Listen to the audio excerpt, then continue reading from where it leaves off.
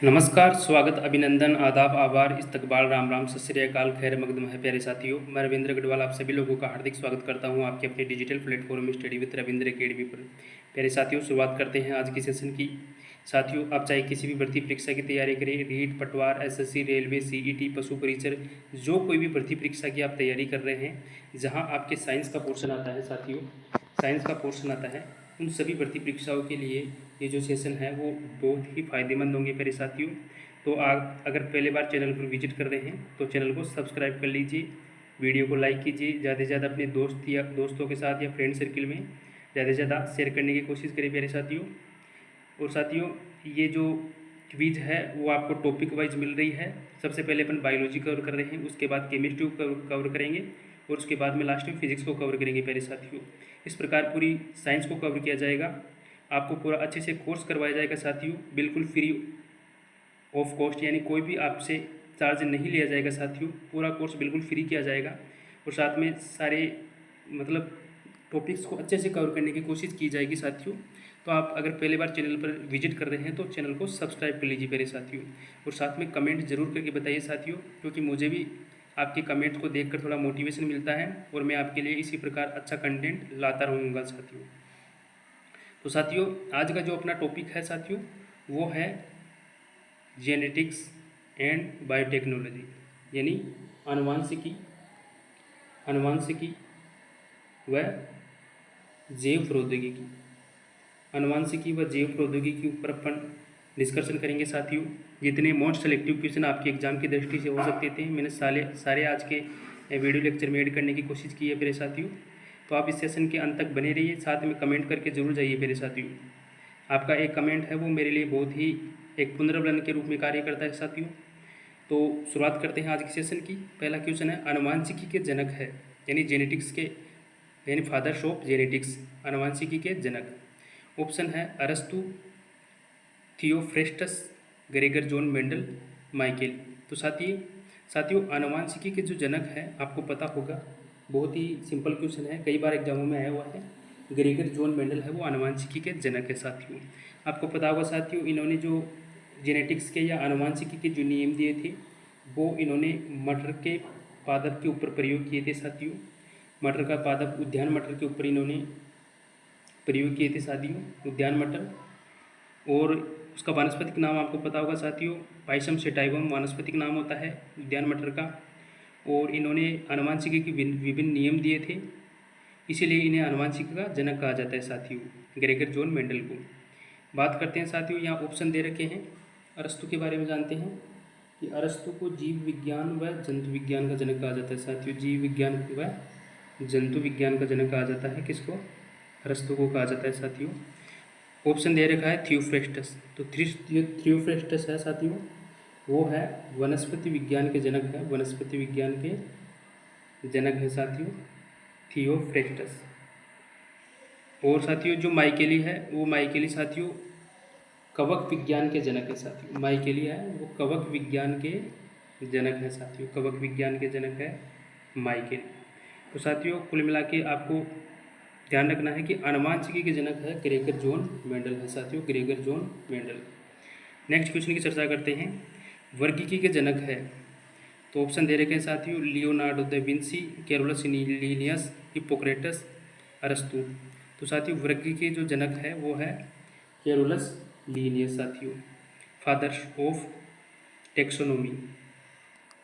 Hippocrates है साथियों चिकित्सा विज्ञान के जनक है साथियों, हिप्पोक्रेटस चिकित्सा विज्ञान के जनक हैं।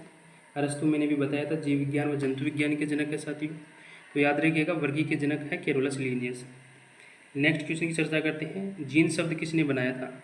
ऑप्शन है Morgan, WL Johnson, Gregor John Mendel, D bridge. तो साथियों जीन शब्द दिया था WL जोहनसन ने।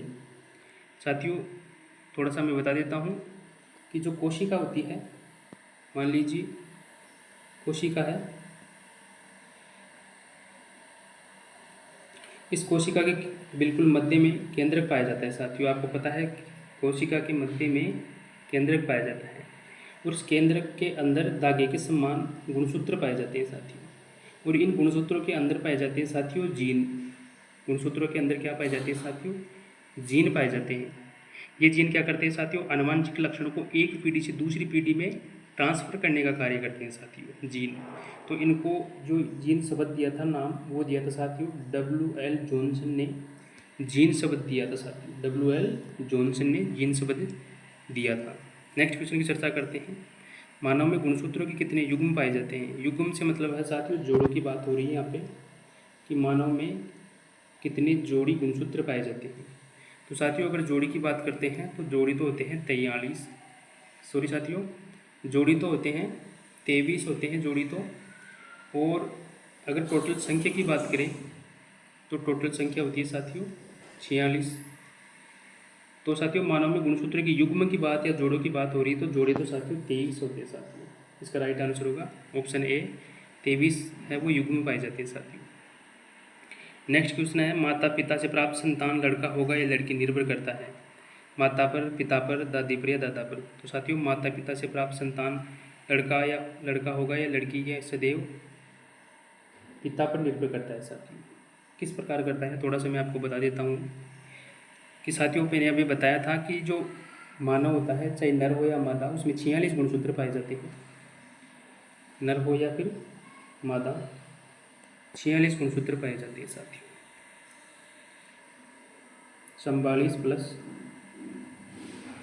XY ये तो पाए जाते हैं नर में, और 44 प्लस XX ये होते हैं मादा में।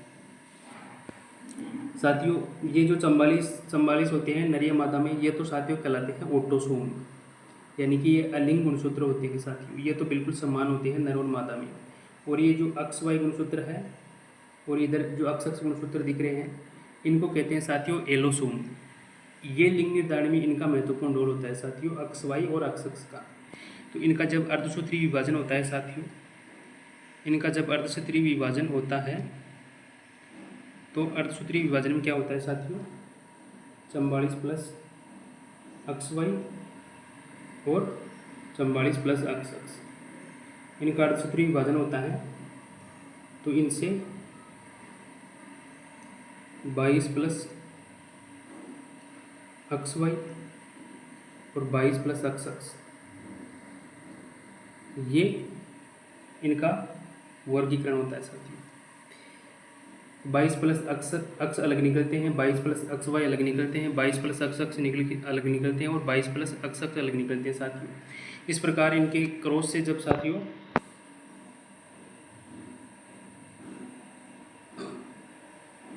22 प्लस X और 22 प्लस X ये जब मिलते हैं साथियों तो 44 प्लस XX होंगे। तो साथियों इनसे तो लड़की का निर्माण होगा साथियों, जब XX गुणसूत्र मिलते हैं तो लड़की का निर्माण होता है। और इसी प्रकार जब 22 प्लस पुरुष से आने वाला Y गुणसूत्र और 22 प्लस XX महिला से आने वाला गुणसूत्र, तो Y अक्ष पर तो लड़के का निर्माण होता है साथियों और अक्ष पर लड़की का निर्माण होता है। कुल मिलाकर याद रखिएगा साथियों, जब गुणसूत्र मिलते हैं माता और पिता से तो अक्ष पर तो लड़की का निर्माण होता है साथियों। मैं यहाँ एक्सप्लेन नहीं कर पा रहा हूँ थोड़ा सा असुविधा होने की वजह से। और अक्ष वाई पर लड़के का निर्माण होता है साथियों, लड़का बनता है अक्ष पे और लड़की बनती है अक्ष पे। साथियों थोड़ी सी अच्छे से नहीं लिखने की वजह से मैं थोड़ा अच्छे से एक्सप्लेन नहीं कर पा रहा हूँ। नेक्स्ट क्वेश्चन की चर्चा करते हैं साथियों। तो इसका तो राइट आंसर होगा साथियों कि माता पिता से प्राप्त संतान लड़का होगी या लड़की, ये सदैव पिता पर निर्भर करता है, क्योंकि वाई गुणसूत्र होता है वो पिता के पास होता है, इसलिए माता का कोई रोल नहीं होता है लड़का होगा या लड़की, क्योंकि माता के पास सिर्फ अक्ष गुणसूत्र है, वो अक्ष गुणसूत्र ही दे सकती है, जबकि नर के पास अक्ष वाई गुणसूत्र होते हैं। इस वजह से केवल पिता का रोल होता है कि लड़का होगा या लड़की साथियों। नेक्स्ट क्वेश्चन की चर्चा करते हैं कि मानव में अलिंग गुणसूत्र की संख्या होगी। मैंने साथियों बताया था अलिंग यानी जो ऑटोसोम होते हैं, वो अलिंग गुणसूत्र होते हैं, जो साथियों कितने होते हैं मैंने बताया था साथियों 44 होते हैं, उनका कोई रोल नहीं होता लिंग निर्धारण में। और जो 2 लिंग गुणसूत्र होते हैं नर में XY और मादा में XX, ये लिंग गुणसूत्र होते हैं जिन्हें एलोसोम कहते हैं साथियों। तो मानव में अलिंग गुणसूत्र होते हैं साथियों 44। नेक्स्ट क्वेश्चन की चर्चा करते हैं। डीएनए संरचना का सही मॉडल किसने बनाया? वाटसन, ऑप्शन है जेकब मोनोड ने, वाटसन व क्रिक ने, एच.जी. खुराना ने, बाल्टीमोर टीमेन ने। तो साथियों डीएनए संरचना का सही मॉडल था वो वाटसन एवं क्रिक ने 1953 में दिया था साथियों। डीएनए का डबल हेलिक्स मॉडल दिया था साथियों वाटसन एवं क्रिक ने, जो कि सही मॉडल था साथियों। डीएनए की डबल हेलिक्स मॉडल संरचना डीएनए का सही मॉडल प्रस्तुत किया गया था वाटसन एवं क्रिक के अंदर 1953 में साथियों। तो इसका राइट आंसर होगा बी, वाटसन व क्रिक ने। जीवों में आनुवांशिक लक्षण संतान में पाए जाते हैं, राइबोसोम द्वारा, क्रोमोसोम द्वारा, प्लाज्मा के द्वारा, लाइसोसोम के द्वारा। तो साथियों जीवों में जो आनुवांशिक लक्षण होते हैं वो एक पीढ़ी से दूसरी पीढ़ी में ट्रांसफर होते हैं, वो क्रोमोसोम या गुणसूत्र के द्वारा होते हैं साथियों। मैंने बताया साथियों कि जो कोशिका होती है, कोशिका में गुणसूत्र होते हैं, गुणसूत्रों में सॉरी साथियों कोशिका होती है, कोशिका में केंद्रक होते हैं, केंद्रक में गुणसूत्र होते हैं साथियों। और ये गुणसूत्र होते हैं वही आनुवांशिक लक्षणों की इकाई के रूप में कार्य करते हैं साथियों, जिनके अंदर जीन पाए जाते हैं। डीएनए में पाई जाने वाली शर्करा है, तो साथियों डीएनए में जो शर्करा पाई जाती है वो होती है साथियों हेक्सोज शर्करा। और अगर आरएनए की बात करें तो आरएनए में पेंटोज शर्करा पाई जाती है साथियों। आरएनए के अंदर तो पाई जाती है पेंटोज शर्करा, और अगर डीएनए की बात करें तो डीएनए में पाई जाती है हेक्सोज शर्करा। ये पॉलीन्यूक्लियोटाइड बहुलक के अवयव होते हैं डीएनए प्लस आरएनए। मेंडल ने आनुवांशिकी के नियम कौन से पौधे पर अनुसंधान करके दिए थे? मैंने भी बताया था साथियों, उन्होंने मटर पर प्रयोग करे थे और विभिन्न नियम दिए थे। मटर उद्यान मटर था, याद रखिएगा साथियों। और उसका वानस्पतिक नाम है पाइसम सेटाइवम। क्या है साथियों? Pisum sativum. नेक्स्ट क्वेश्चन की चर्चा करते हैं। डीएनए का चाकू कहलाता है, यानी डीएनए को काटने के रूप में, चाकू के रूप में किसे जाना जाता है? ऑप्शन है लाइगेज, गायरेज, प्रतिबंधित एंडोन्यूक्लिएज, हेलिकेज। तो साथियों डीएनए का जो चाकू है, चाकू के रूप में प्रतिबंधित एंडोन्यूक्लिएज एंजाइम को जाना जाता है, जो डीएनए को काटने का कार्य करता है साथियों। नेक्स्ट क्वेश्चन है आरएनए का प्रमुख कार्य है।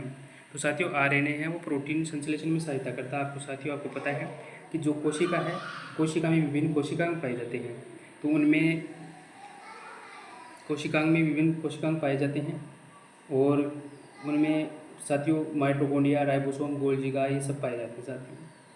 तो आरएनए है, और जो आरएनए का कार्य है साथियों वो प्रोटीन संश्लेषण में सहायता करते हैं साथियों।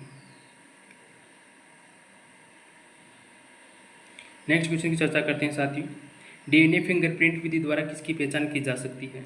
ऑप्शन है माता पिता, बलात्कारी, चोर, उपरोक्त सभी। तो साथियों डीएनए फिंगरप्रिंटिंग विधि के द्वारा माता पिता, बलात्कारी, चोर सभी की पहचान की जा सकती है साथियों, क्योंकि इस विधि के द्वारा माता पिता यानी कि जो जनक का, बलात्कारी और चोर सभी की पहचान की जा सकती है साथियों। योग्यतम की उत्तरजीविता की संकल्पना का समर्थन सबसे पहले किसने किया था? तो योग्यतम की उत्तरजीविता की संकल्पना का समर्थन सबसे पहले डार्विन ने किया था, और बताया था कि जो जीव प्रकृति के अनुसार अपने आप को ढाल लेता है वो जीव प्रकृति के अनुसार जीवित रहने में सक्षम होता है साथियों, इसलिए इसे प्रकृति स्वीकार कर लेती है, इसलिए इसे योग्यतम का उत्तरजीविता सिद्धांत कहा जाता है साथियों। नेक्स्ट क्वेश्चन है बीटी पातब में बीटी का मतलब है। तो साथियों बीटी पातब में जो बीटी का मतलब है, बीटी की जो फुल फॉर्म है वो होती है साथियों बेसिलस थुरिएजिएंसिस। बेसिलस थुरिएजिएंसिस होती है वो बीटी की फुल फॉर्म होती है साथियों। रात के समय पेड़ के नीचे सोना उचित नहीं है क्योंकि पेट छोड़ता है। साथियों रात के समय पेड़ के नीचे नहीं सोना चाहिए, ऐसा कहा भी जाता है, क्योंकि पेड़ क्या होते हैं रात्रि के समय कार्बन डाइऑक्साइड छोड़ते हैं साथियों। दिन में तो ये ऑक्सीजन छोड़ते हैं और रात्रि में ये कार्बन डाइऑक्साइड छोड़ते हैं, इसलिए पेड़ के नीचे नहीं सोना चाहिए साथियों। ग्लाइकोलाइसिस का अन्य नाम है ईएमपी पथ, साइट्रिक अम्ल चक्र, किण्वन, एसिटिक अम्ल। तो साथियों ग्लाइकोलाइसिस का जो अन्य नाम होता है वो होता है ईएमपी पथ। ग्लाइकोलाइसिस जो कि ग्लाइकोलाइसिस की क्रिया के द्वारा ऑक्सीजन का साथियों ऑक्सीजन का ऑक्सीकरण होता है साथियों, जिसमें माइटोकॉन्ड्रिया में क्रिया संपन्न होती है, जिसे ग्लाइकोलाइसिस की क्रिया या क्रेब्स चक्र भी कहते हैं, और इसे ईएमपी पथ कहते हैं साथियों। प्रकाश संश्लेषण में प्रकाश अभिक्रिया होती है, यानी प्रकाश संश्लेषण की प्रकाश की अभिक्रिया पादप के कौन से भाग में संपन्न होती है? तो साथियों जो ग्रेना भाग होता है उसमें प्रकाश संश्लेषण की प्रकाशीय अभिक्रिया संपन्न होती है, जबकि जो स्ट्रोमा भाग होता है उसमें प्रकाश संश्लेषण की अप्रकाशीय अभिक्रिया संपन्न होती है। अप्रकाशीय अभिक्रिया तो होती है स्ट्रोमा में, और ग्रेना भाग में होती है प्रकाशीय अभिक्रिया। तो इसका राइट आंसर होगा साथियों बी, ग्रेना में। बायोप्सी क्या है? तो साथियों बायोप्सी का जो मतलब है वो होता है कि जीवित शरीर से काटे ऊतकों की जांच करना। यानी हमारे शरीर से अगर कोई जीवित शरीर मान लो तो उससे काटे गए ऊतकों की जांच की जाती है तो उसे बायोप्सी कहा जाता है साथियों। पहली फसल जिसका जीनोम अनुक्रमित किया गया, यानी जो पहली फसल कौन सी जिसका जीनोम था वो अनुक्रमित किया गया, तो चावल है जो इसका जीनोम था वो अनुक्रमित किया गया। तो साथियों आज का सेशन यही समाप्त होता है। उम्मीद करता हूँ कि आपको अच्छा लगा होगा। सारे क्वेश्चन सिलेक्टिव मोस्ट क्वेश्चन है, आपके एग्जाम की दृष्टि से बेहद ही फायदेमंद है साथियों ये सेशन। तो आप इस वीडियो पर लाइक कीजिए, साथ में कमेंट करके बताइए कि आपको सेशन कैसा लगा। वीडियो को शेयर कीजिए और अगर पहली बार चैनल पर आए हैं तो सब्सक्राइब जरूर कीजिए प्यारे साथियों। इसी प्रकार आपको डेली क्विज देखने को मिलेगी प्यारे साथियों। तो उम्मीद करता हूँ कि सेशन अच्छा लगा होगा। तो मिलते हैं एक नए सेशन में, तब तक के लिए टाटा बाय बाय साथियों।